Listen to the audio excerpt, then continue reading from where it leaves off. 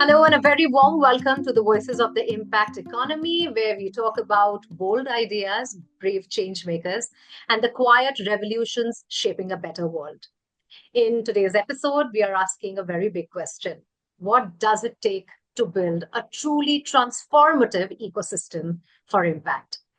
Now, transformation has become a buzzword, but behind the noise, there are organizations doing some wonderful work, and one of them is Rainmatter. You might know Rainmatter Foundation as a fintech innovator or a Zerodha backed initiative, but its journey is much more layered and nuanced. Zerodha, of course, from building APIs to open up financial markets to investing in health and storytelling, has taken Rainmatter's work really deep by making it inclusive and locally rooted in change. And joining me today is Sameer Shisodia, CEO Rainmatter Foundation, and we are going to talk to him about what impact really means, why doing things differently is hard but necessary, and what transformation looks like in action. Sameer, welcome. Welcome to Voices of the Impact Economy. We're so happy you're here. Thanks, Mugdha. Glad to be here. Rainmatter, you seem to have a different vibe.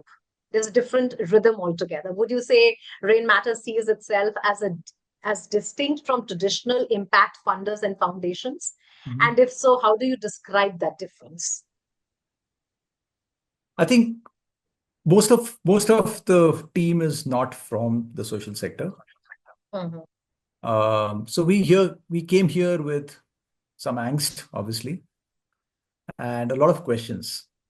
And so when we stared at the climate problem, and the climate problem was described very, very in a very limited way, right? It was around temperature, it was around carbon, it was around the energy transition, the mobility transition, and that was it. Yeah. 4.5 years ago, that was the only conversation in town. We merely started asking questions around where is this energy getting used? What do you need all this transportation for? Right? Because it didn't sit very well that you throw a few solar panels at such a deep problem, or you switch a few vehicles around, and you're done, and your responsibility is over. So when we started looking a little deeper at it, we found some easy answers and many complex ones. I mean, for instance, in agriculture, India is still largely dependent on flooding agriculture. And 90% of a state's water, and I think 30% of a state's electricity bill goes into that. Right? So you really want to fix that. Right? Yeah. And not just support it through, let's say, solar pump sets and so on and so forth. I mean, you need your solar pump sets, but you first want to fix the underlying problem itself. Yeah. And since then, it's been a journey of learning horrific truths. Right? So you see all these madness out there. So do you want to support this madness with solar panels? Or do you want to actually start fixing that? Because in those fixes, essentially, it's a lot of terrible trade-offs we've made as we've created our economy, we've created our cities, we have created our supply chains. And the outcomes of those trade-offs are not just in climate, that's one consequence, but it's also in the inequality you're seeing.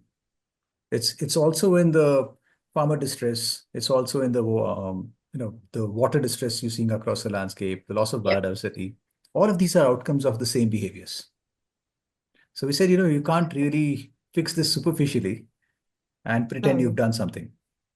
And when you look at a complex map like this, I would think of it this way. When this was actually unraveling, we weren't measuring it right. Because if we were, we would have caught it early. Right? To sort of apply the same approach to measurement to try and fix it will not lead you to good outcomes. So we tried understanding systems modeling. We tried as a go-to thing, and we are still trying to understand what kind of measurement makes sense. We don't want to start measuring first and then become enslaved to it. We want to do the right thing. We want to get to the right pathways and outcomes and follow the right principles, and then figure out what kind of measurement makes sense in that context. Because clearly we've not done a great job with measurement in the last few decades. But when you're at the helm of affairs and when you have a very different definition of impact, and when you are perhaps looking at growing local and inclusive wealth creation, which is quite different from the usual language of impact, which revolves, of course, around the global narratives and the scale talk and metrics. Why then local wealth creation becomes so central to the way Rainmatter thinks about impact? Why is it important for you that your definition of impact is something different? So, so I already described why we started thinking of measures differently, but in that are truths hidden around how our places have weakened over time. Yeah. Um, I would say that 94, 95% of our landscape is in a very weak state right now on most Mm. parameters that, I mean, you at your home are actually managing a multitude of different parameters, right? You're managing health and finance and Wi-Fi and leisure Right. and all of that. And you're managing trade-offs across these. Right. Um, we have individualized society so much that this ownership has broken down. Absolutely nobody's managing these trade-offs. Specialists, experts, government departments looking at one part of the problem in a silo aren't likely to arrive at the right trade-offs. Mm. Right? And this has happened in all our places, whether the place is Mm. a panchayat or a city ward or a river system or an industrial park, all kinds of places. And finally, our planet is just made up of these places. And if Mm. you're not great custodians of our places, and if we're not Yep. doing these trade-offs smartly, we're not going to Yep. get to a great planet just like that. Mm. Right? So that's the short version of the theory. So we Yep. have to have a better understanding of our places, understand what these trade-offs look like, um, which also needs us to be better custodians and owners of places. Um, so as you're doing that, you very quickly realize that the loss is not just in the second order, but like I said, if you're importing most of what you need from Mm. somewhere else, Yeah. we internally we have this joke, we call it the elsewhere economy. In most parts of the country, you trust elsewhere more than you trust here. Yep. Right? That disconnect is extreme and all pervasive. Your jobs come from somewhere else, knowledge and the idea of an economy. When a leader talks about bringing an investment into the place, they actually look elsewhere. When they Mm. talk about ideas, technology, etc., they look elsewhere. Absolutely nobody trusts here or the people here or the ideas here or the knowledge here. An interesting analogy. Yeah. And the interesting thing across the planet is that we are starting to run out of elsewhere. Yeah. Yeah. There is no elsewhere. There are problems. So you got to stay put and build, right? Mm. And we saw that economically. I mean, we're focusing on the income side. We talk about farmer incomes and per capita incomes and so on and so forth. But any wealth advisor will tell you that there are three components to your financial well-being. Mm. Right? They start with your expenses. They start with understanding how much do you spend in a month and what is Mm. that likely to look like in 20 Mm. years' time. And then build your financial plan based on that. Then they look at your current assets and what it needs to be. And Mm. then they get to your income. They don't focus on your income alone. We Yeah. are in a state where we are focusing on incomes, which honestly, adjusted for inflation across the country, have not gone up more than 10 or 15% Mm. in the best case. Very often it's a negative number, but your assets have dropped 80%. Across the Deccan, soil carbon is down 90%. Mm. Water tables are down 70, 80% easily. Biodiversity above and below the soil is dead. Yeah. The knowledge systems around it, the social institutions around it, these were your assets. This is what you built your Yeah. tomorrow on from today's assets. And without your assets, there is no tomorrow, right? Without your assets, I mean, if I take away all your assets, you can only trade your calories for daily wages. And that's what we have across the country in terms of distress migration and so on and so forth. So when we started to understand this in conversations in the village, we very quickly understood that there is a first order trigger. When you see that a particular panchayat's residents all put together are buying 2.7 crores of poultry, chicken and egg, which is coming from elsewhere, which is Mm. antibiotic fed broiler poultry. It's a huge loss of nutrients for your own soil. So, which is why the focus on the local economy, local consumption production loops, uh, connected to your own biodiversity and your own skills and your own, understanding your place, and your sense of place. So these are the principles that we are trying to build around in some sense. Yeah. Wonderful. Well, Rainmatter Foundation is doing something quite bold, reinvesting about 1,000 crores, upwards of 1,000 crores of Zerodha's profits into Indian entrepreneurs, Mhm. which is not a small amount. How do you choose what to back? What kind of founders or ideas make you sit up and say, this is worth betting? I think this is a more recent framing. Um, if you're a friend of your place, uh, we are your friends. So, Hmm, but broadly, we have looked for institutions which do one of two or three things. Um, Either work with the community very strongly hmm, and can have this conversation around place, around a sense of place, rebuilding there. And it's not a hmm, it's not a conversation around just the weaknesses, but around the hmm, strengths, around the possibilities. Right? Like you've met Anshu, and Anshu in his Gram Swabiman effort does this brilliantly. Right? And there are absolutely. so many organizations doing such amazing work on the ground around this. Right? So we are Yeah. also trying to cross-learn, saying how do we learn the strengths of each such effort and Hmm, cross-pollinate some of these ideas. Then there is this idea of you can't really be a great owner of your house if there's no responses out there, whether for healthcare or for yeah. renovation of your home or for leisure options or whatever. So today, a change maker in a village doesn't have access to too many options. How do we get solution providers out of the project mindset to start to assemble infrastructure, to start to become part of an ecosystem where this is Hmm, accessible and available to a change maker? right. Not just delivered in a limited sense through a project. So we early on we decided to back off completely from funding projects and ideas like that.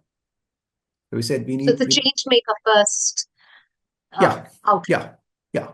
And and So the and idea and you bring, and if that idea is promising and can be scaled and has an impact, that is more on the forefront, right. so that you can enable them, empower them to take that idea to Yeah, other places. yeah, Somebody else can take that idea to the other yeah, place, but the idea and the intent has to be yeah. important. And And the change maker doesn't have to be an expert. I mean, you are the owner of the health problem at your home, but hmm, but but I'm assuming you don't perform surgery on your family members, hmm, hmm, right? That would be a hmm. terrible outcome. You actually go to the doctor, but is the doctor available to you? Yeah. Is a specialist available to you? Is somebody who's doing solar livelihoods available to you? Is somebody Hmm, who's helping with agroecology available to you? Or are they all locked up in their own projects? yeah. So this is the other next thread that we're chasing with partners, people who are, people who represent large pockets of knowledge are open to the idea of creating this infrastructure, being more available, working as part of a larger network or an ecosystem of actors. And then, of course, you need enablement in government, in policy, in Yeah. approaches, because Very unless that flexes and that changes, this process can't really happen. If funders don't really open up to this idea, you're not going to see yeah. this change on ground at Yeah. any level.